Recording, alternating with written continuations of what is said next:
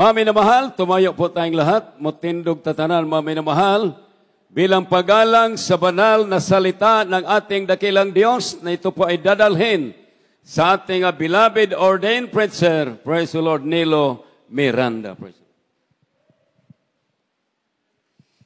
Amen. Daligo ng Diyos. God bless you po ating beloved co-preacher, Brother Lolong. Praise the Lord, daligo ng Diyos. Magkampo kitang tanan, mga igsoon. Let us pray. Hallelujah. Dearest Heavenly Father, in the mighty name of Jesus, Lord, we thank you so much. We give all the glory, honor, and worship unto thy wonderful name, O God. You are great, O Lord, and you are worthy to be praised. We thank you so much for everything that you have done, for all the things that you are doing, and for all the things that you are going to do. And once again, to the leading prayer of our dearly beloved Honorable Pastor Will Estrada Almeida, we ask you to please forgive our sins, cleanse us from all unrighteousness. Help me, Lord, help me to bring forth thy message and in thy word and bind the power of darkness.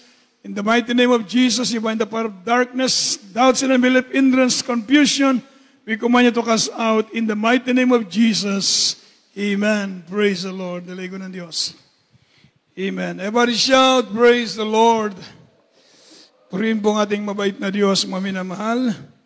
At una tigit sa lahat, ang pinakamataas na pupuri, pagluwalhati, pagdakila, pagsamba, ay tanging sa ating pinakamamahal na Panginoong Yesus. At gayon din po, tayo po nagbibigay ng dobleng paggalang sa ating beloved Honorable Evangelist, Pastor Will Estrada Almeida, the end-time prophet of our loving God. At gayon din po sa patuloy nating inaalala mga gintong aral at turo ng ating ginagalang at minamalastan Pastor Lina C. Almeida sa buong sangbayan ng ating beloved Pastor. Magandang gabi po, umaga na po. Sa lating mga kapatiran, mayong buntag ka natong dalan, daligo ng Diyos. Amen. Sa ating mga webcast viewers, mayong magandang umaga po, magandang umaga sa lahat. Purihin ang ating mahal na Panginoon. Isa mo na pong malakas na palakpak para sa ating mahal na Panginoon. Praise the Lord. Purihin natin dakilang Diyos, mga minamahal. So sa oras na ito, mga minamahal, tayo po makinig ng banal na salita ng Diyos. Amen. Alam ko po na tayo pong lahat ay handa sa pagkikinig ng salita ng Diyos. Amen. So purihin natin mahal na Panginoon at isa pong malaking pagkapala na tayo po nakakapakinig ng salita ng Diyos. Amen. Amen. So sa umagang ito, kindly open your Bible from the book of Isaiah. Chapter 40, verse 29 up to 31, kindly. Isaiah chapter 40, verse 29 to 31.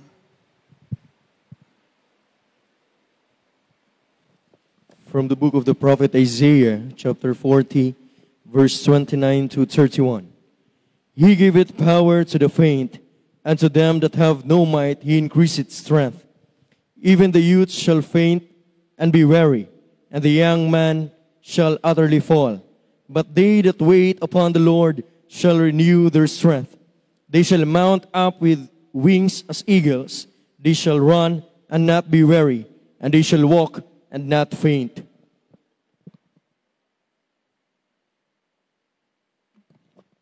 Dito po sa aklat ng Isaiah, Kapitulo 40, talata 29 hanggang 31. Siya'y nagbibigay ng lakas sa mahina, at ang walang kapangyarihan ay pinapanagana niya sa kalakasan. Pati na makabinataan ay manlalata at mapapagod, at ang mga binata ay lubos na mga bubuwal. Ngunit silang naghihintay sa Panginoon ay mga bagong lakas. Sila'y pailang lang na may mga pakpak na parang agila. Sila'y magsisilakbo at hindi mahapagod. Sila'y magsisilakad at hindi manganghihina. Amen, praise Lord. Isa pong malakas na palakpak para sa ating mahal na Panginoon. Praise the Lord.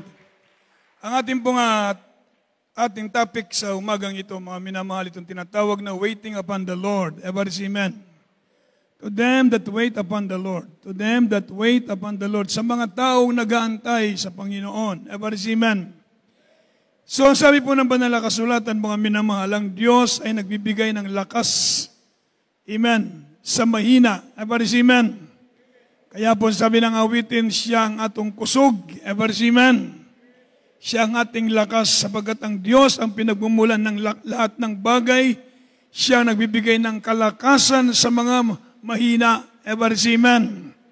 Walang ibang makapagpapalakas sa atin kung hindi ang Diyos lamang. Palapakan mo natin ang malakas ng mahal na Panginoon. Wala tayong magagawa sa ganang ating sarili. Everybody say amen. Hindi sa pamagitan ng ating kakayahan, kung hindi ito'y nagmumula, ang ating lakas nagmumula sa mabait na Diyos. Amen. Sabi ng Biblia, siya'y nagbibigay ng lakas sa mahina at ang walang kapangyarihan ay pinanagana niya sa kalakasan. Amen. Tayo po mga minamahal na mga mahina ay pinananagana ng Diyos sa kalakasan. Tayo po'y tuloy-tuloy na naglilingkod sa Diyos sapagkat ang Diyos ang nagpapalakas sa atin. Amen. Ang sabi nga ng banal na kasulatan ng Diyos, mga minamahal, is our strength. Amen. Ang Diyos ang ating kalakasan. Kaya magtataka tayo mga minamahal, mula tayo nakakilala sa Diyos hanggang sa oras na ito, mga minamahal, tayo po'y punong-puno ng kalakasan sapagkat ang Diyos ay malakas. Amen. Sabi po ng banal na kasulatan, pati ng mga kabinataan ay manlalata at mapapagod at ang mga binata ay lubos ng mga bubuwal. So ito po'y tinutukoy sa mga kabinataan. Ito'y malakas, sabi ng Biblia, sila'y mga bubuwal, ngunit silang nangaghihintay sa Panginoon ay magbabagong lakas. Palapakan natin ang malakas ng mahal na Panginoon. Tayo po na naghihintay sa mahal na Panginoon ay magbabagong lakas. Sila'y pailang lang na may pakpak na parang mga agila, sabi niya ni Isaiah, Amen. Kagaya raw po ng mga agila na sila'y pailang lang na may mga pakpak na parang mga agila. Ganun inihalin tulad ni Prophet Isaiah sa mga Kristiyano, sa mga taong nag-aantay sa mahal na Panginoon. Amen. Kagaya raw sila ng mga agila na sila'y pumapailang lang, mga minamahal, na may mga pakpak na parang agila. Ibig sabihin, kahit ang agila, mga minamahal, nakakita kayo ng eagle, sila'y pumapailang lang, sinasalubong ang hangin. Amen.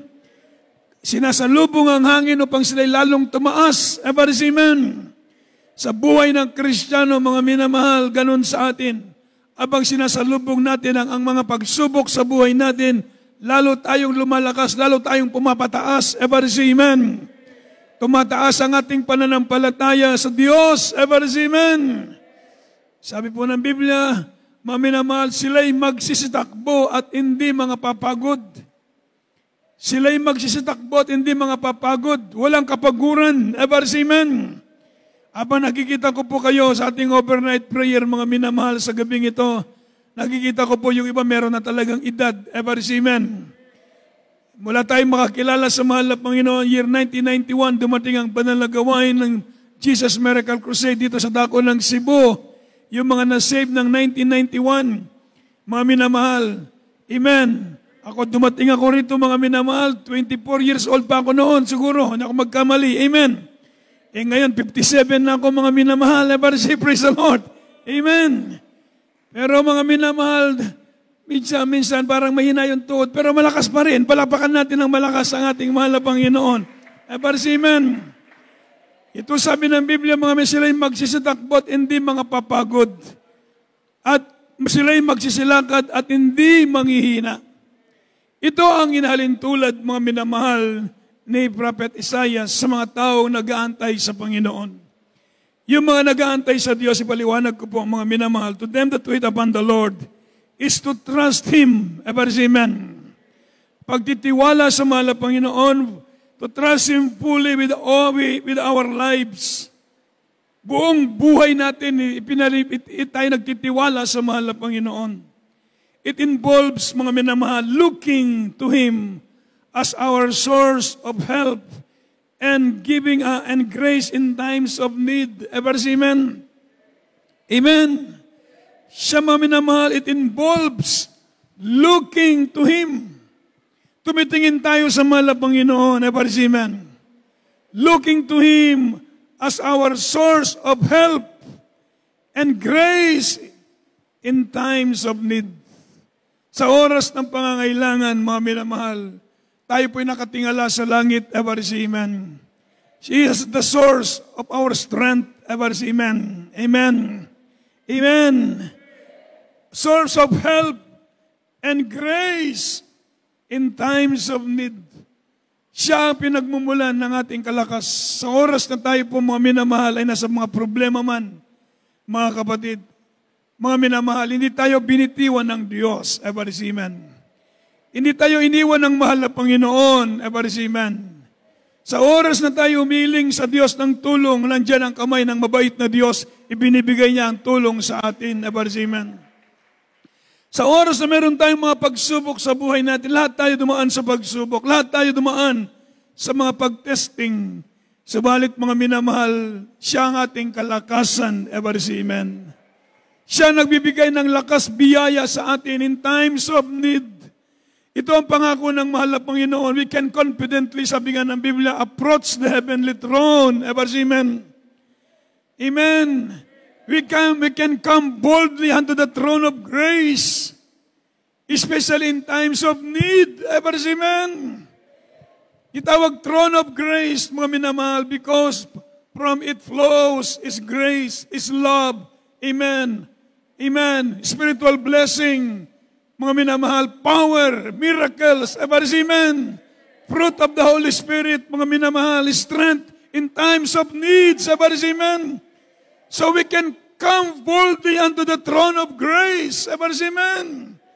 Tayo po mga minamahal ay boldly, sabihin talagang pwede tayong lumapit sa trono ng biyaya ng Diyos. Kapag tayo po itatawag sa mahal na Panginoon sa trono ng biyaya ng Diyos, bukas ang langit para sa atin, isang malakas na palakpak para sa mahal na Panginoon. Kaya sa atin, it is a great blessing. One of the most tinatawag na enjoyment experience of believers in Christ, mga minamahal, is prayer. Amen. For when the children of God, when the church are gathered together, when the children of God are gathered together, whether they are few or many, when they pray, they move the hand that rule the universe. Amen. Ang Diyos, mga minamahal, ay kikilos sa ating buhay. Amen. Kumikilos ang kapangyarihan ng ating mahal na Panginoon sa oras na tayo tumawag sa Kanya. Amen. May mga demon-possessed tayong mga kapatiran noon, mga minamahal, naalala ko noon. Mga minamahal, mga demon-possessed sila dumating sa ating church. Mga minamahal, naalala ko isang demon-possessed noon, dumating sa ating church. Talagang demon-possessed talaga, nandilisik ang mata. Sabi ko, tawagin ang mga loved ones. Nung dumating ang mga loved ones, sabi ko, tanggapin niyo ang kapangyarihan, tanggapin niyo ang mahal na Panginoon, magpabautismo kayo. Silang lahat nagpabautismo, mga minamahal. Pagkatapos mabautismo, pagbalik nila yung kanilang kapatid na demon-possessed, parang nagdahilan lang, lumayas na yung masamang espiritu. Amen. Amen. Ganon ang kapangyarihan ng Diyos na pinakita niya ang kanyang kapangyarihan sa atin. We can come boldly unto the throne of grace, especially in times of need. Kaya sabi po ng Biblia, it involves looking to Him as our source of help and grace in times of need. Sabi po ng banal na kasulatan, mga minamahal, kindly open your Bible from the book of Psalm, chapter 25, verse 3 up to 5. Psalm muna, basta pakibasdagdag natin to. Psalm chapter 25, verses 3 up to 5. From the book of Psalms, chapter 25, verse 16. Turn thee unto me, and have mercy upon me, for I am desolate and afflicted. Psalm chapter 25, verse 3 up to 5. Sige. Dito po sa aklat ng mga awit, kapitulo 25, 25, talata 16. talatang 3 hanggang 5. Talatang 3 Hanggang 5. hanggang 5. Oo, walang naghihintay sa iyo na mapapahiya. Sila'y mapahiya na nagsisigawa ng karayaan na walang kadahilanan. Ituro mo sa akin ang iyong mga daan, O Panginoon. Ituro mo sa akin ang iyong mga landas. Patnubayan mo ako sa iyong katotohanan at ituturo mo sa akin, sapagkat ikaw ay Diyos na aking kaligtasan, sa iyo'y naghihintay ako buong araw. Everybody shout, praise the Lord. Ito ang sabi ni Haring David, mga minamahal. Everybody say amen. Sabi ni Haring David, mga minamahal, praise the Lord, na walang naghihintay sa iyo na mapapahiya. Everybody say amen. Walang nag-aantay sa Diyos na mapapahiya. Ibig sabihin, hindi tayo papabayaan ng mabait na Diyos kapag tayo naghihintay sa mahal na Panginoon. Everybody say amen. Habang tayo naghihintay sa Diyos, mga minamahal, sa ipo ng Biblia, none that wait on thee be ashamed. Everybody say amen. Hindi tayo pinahiya ng Diyos sa oras ng pangangailangan. Nandiyan ang tulong ng mahal na Panginoon sa buhay natin. Amen. Hindi tayo pinahiya ng Diyos. Pinakita ng Diyos ang kanyang kapangyarihan sa atin sa oras na tayo po'y tatawag sa Kanya. Amen. Sila hindi mapapahiya. Walang napahiya sa atin. Hindi tayo pinahiya ng mahal na Panginoon. Amen. Hindi tayo nilagay ng Diyos sa alanganin. Mga minamahal. Hindi tayo nilagay ng Diyos sa kahihiyan, kundi bagkus sabi ng banal na kasulatan, mga minamahal, tayo po'y inangat ng mahal na Panginoon, kinabagan, pinagpalang lubos ng ating mabait na Diyos. Amen. Sabi po ng banal na kasulatan, mga minamahal, ni Haring David, patnubayan mo ako sa iyong katotohanan at ituro mo sa akin sapagkat ikaw ay Diyos ng aking kaligtasan. Sa iyo'y naghihintay ako buong araw. So sa Haring David, mga minamahal, nag-aantay sa mahal na Panginoon. Amen. Ibig sabihin, nag-aantay anong kalooban ng Diyos.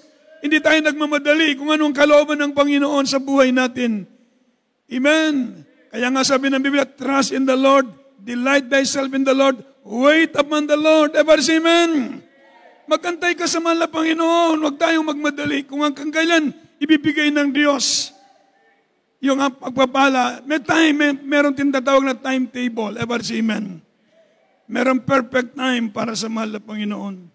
Subalit ang sabi ng Biblia, silang naghihintay sa Diyos, hindi mapapahiya. Isang malakas na palakpak para sa mahal na Panginoon. Sabi po ng Biblia, mga minamahal, those who wait upon the Lord are promised the strength of God to revive them in the midst of exhaustion and weakness of suffering and trial.